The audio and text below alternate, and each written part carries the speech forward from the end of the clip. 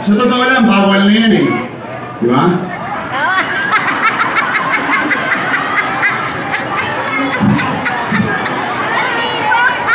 Pero ako okay lang. Bakit ako panatag? Bakit? Nay, tay. Eh matatalino naman ng mga taga Maynila. Tama! Alam niyo naman kung sino ang tapat at totoo. Tama ba? O, nay, tay.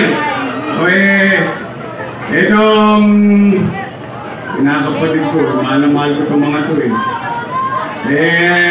ako'y sinisingil lang noong October 9. Ako daw ay walang utang na loob.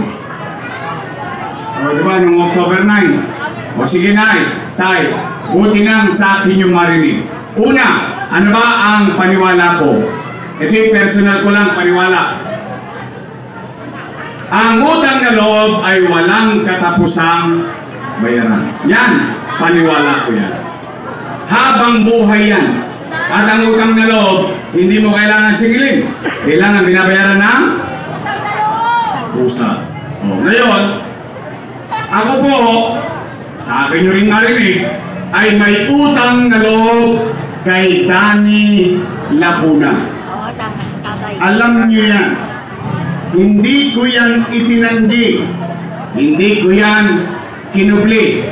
In fact, bilang pagtanaw na ang utang na loob kay Boss Danny, inaruga ko naman ang kanyang mga anak. For 20 years. 20 years.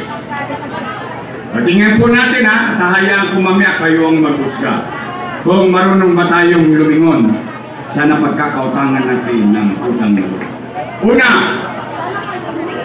Philip Lacuna. Nakaupo? Nakaupo. Pangalawa, Lay Lacuna. Nakaupo? Nakaupo. Pangatlo, Dennis Lacuna. Nakaupo?